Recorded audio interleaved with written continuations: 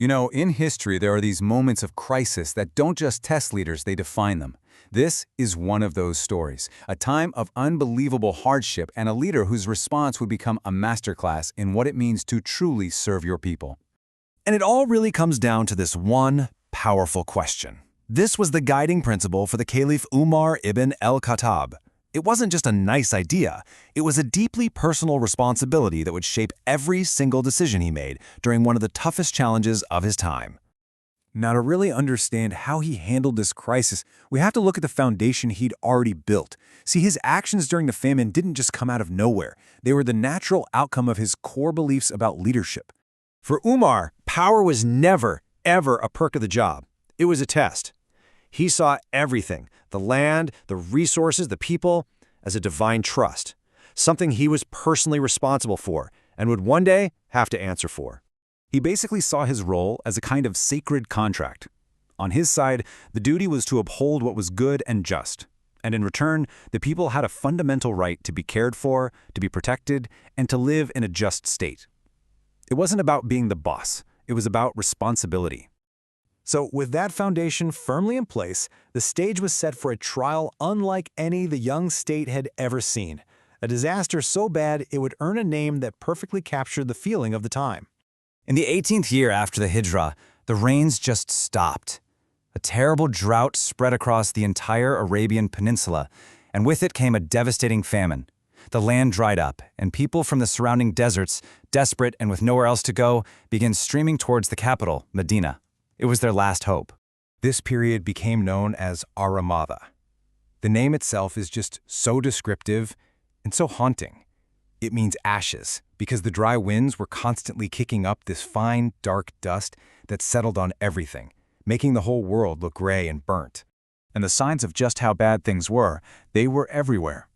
Hunger was so extreme that wild animals started losing their fear of humans and wandering into towns just looking for anything to eat. Livestock were dying off in huge numbers. It was said that even if someone managed to slaughter a sheep, it would be so thin and scrawny there was literally nothing to eat on it. People were truly desperate. So, faced with a catastrophe on this scale, what did the Caliph do? Well, he didn't just manage the crisis from a distance. He lived it with the people, he organized a massive response, and he overcame it with a really clear strategy. His whole response can really be broken down into 3 key stages. First, and this is so important, he led by personal example. Second, he organized a massive, systematic relief effort. And third, he used the full power of the state to call on aid from everywhere he could. Let's start with that first step, because it might just be the most powerful. For Umar, leadership didn't start with an order. It started with a personal vow. He truly believed he had to feel what his people were feeling. The story goes that one day Umar invited a Bedouin man to eat with him. They were having bread and ghee, which is a type of clarified butter. He noticed how eagerly the man was eating the ghee and commented that he must not have had it in a long time. And the man's simple reply is what changed everything. Hearing this, Umar immediately took an oath. He swore he wouldn't taste meat or ghee or any kind of luxury food until the famine was over.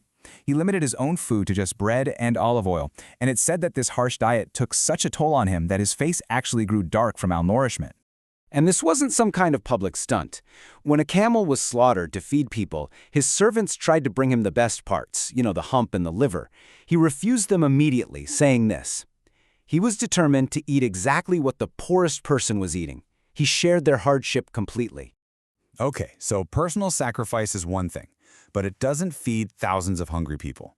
This is where we see the other side of Umar, not just the empathetic leader, but the brilliant administrator who turned that personal conviction into a massive statewide relief operation. To get a sense of the challenge he was facing, just think about this number. At the height of the famine, 60,000 refugees, men, women, and children, had poured into the capital city looking for help. 60,000 people. And his response was incredibly systematic. Huge cooking pots were running day and night. He set up a central depot called the House of Flour to hand out essentials.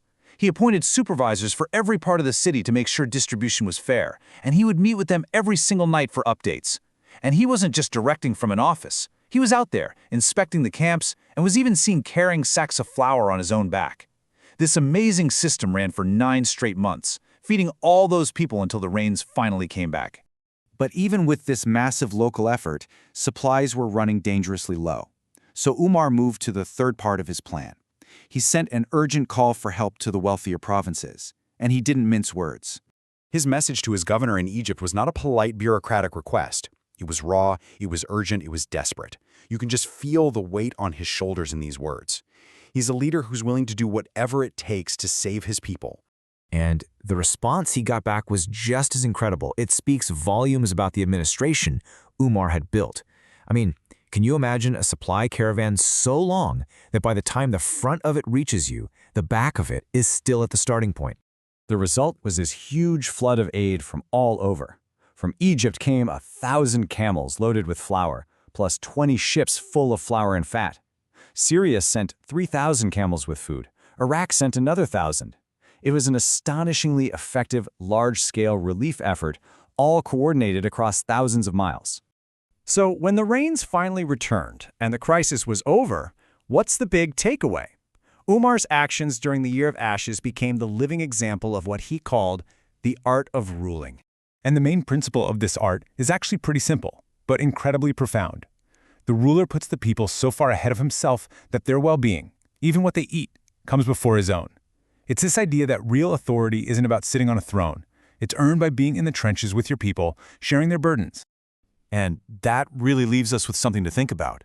We've just seen an example of a leader who literally felt the hunger of his people, who carried their burdens on his own back, and who moved heaven and earth to save them.